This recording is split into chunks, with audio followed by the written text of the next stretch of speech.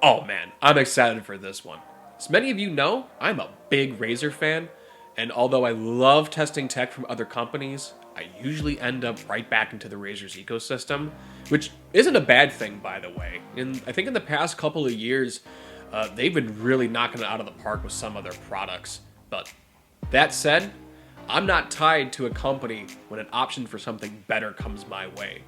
And that something has come my way right now in the Roccat Kain 200.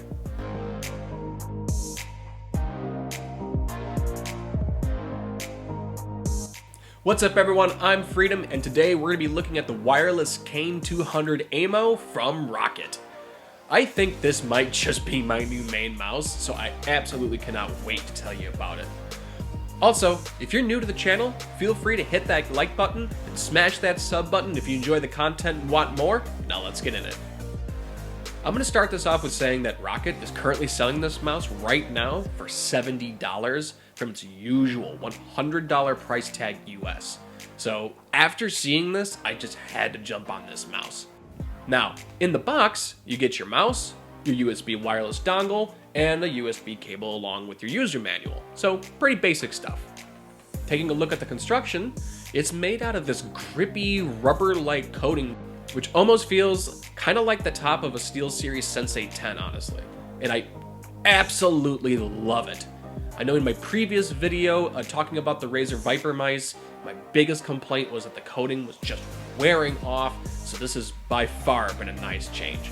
So far, this coating has remained on the mouse and has been easily cleanable with just a wipe of a cloth. Really been enjoying it.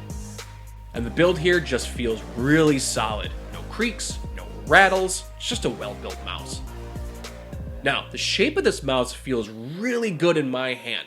I've said this before, I am a palm grip, and this mouse just seats perfectly in my hand. This is a right-handed ergo mouse, so you have that nice slant going across the buttons, and a pretty decent sized hump here on the left side.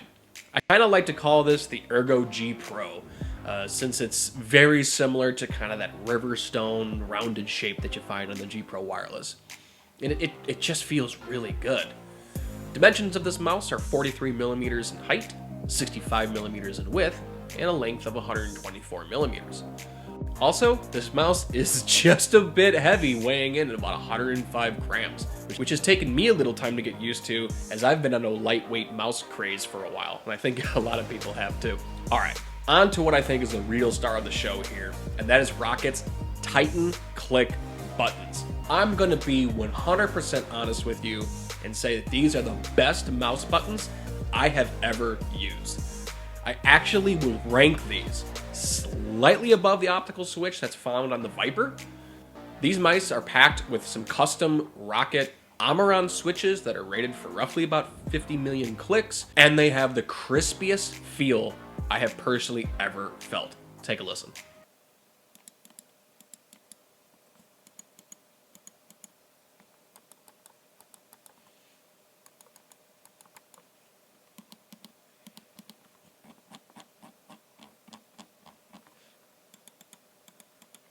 Roccat has designed these switches to have their own retention system and angled the switches to sit flush with the buttons that give the switches a faster response and a more consistent click.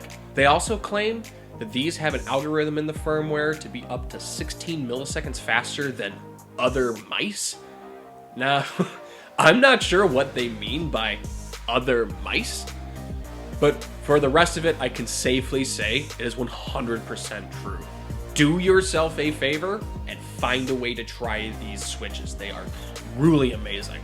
Now moving on to the side buttons here, I gotta say the same for them too. Really crisp, really tactile, and they're also pretty large and they pop out, which I really like. As you know from the previous Viper video, that was kind of a complaint of mine that they didn't pop out and they sat flush and a little too small. So lastly, the scroll wheel on this mouse is exactly what I'm looking for in a mouse. The steps are really prominent and the wheel feels really tight with no unwanted side-to-side movement.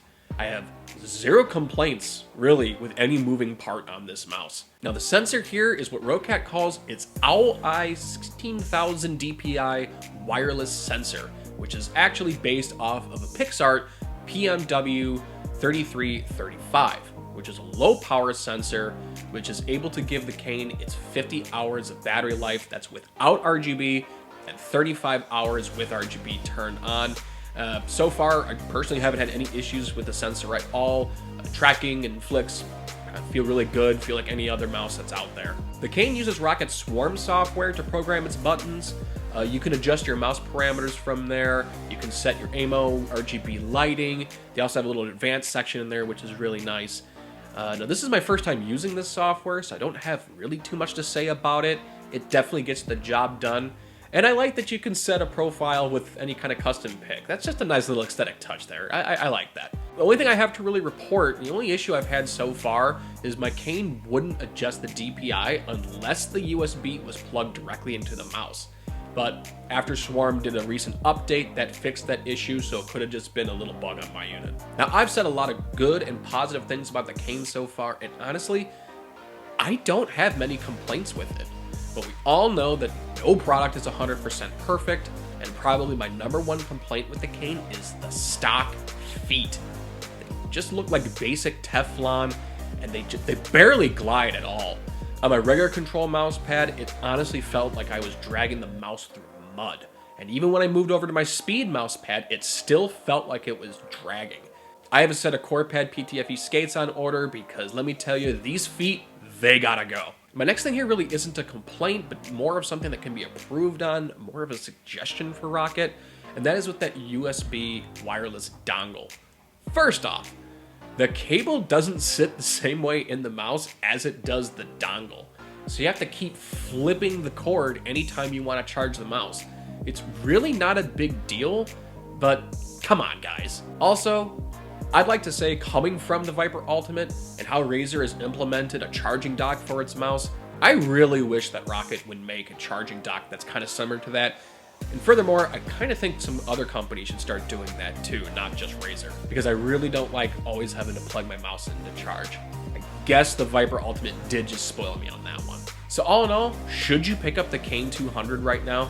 Let me tell you, at $70, if you're a palm or a claw grip, looking for an inexpensive, premium quality feeling wireless mouse, and you don't mind a little bit of weight, I would absolutely recommend the Kain.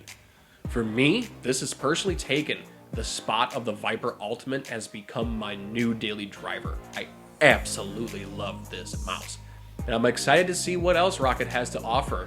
And let me tell you, some more videos are going to be coming on that soon. Well, everybody, that's going to do it for me on this video. Please comment below if you have any questions. All product links, as well as my socials, will be found in the description below. If you follow me on socials, please tag me in some photos of your setups. I would personally love to see what everyone's using and rocking. Remember, these are all my opinions. Everyone is different. But at the end of the day, you have the freedom to choose, and I'll catch you in the next one.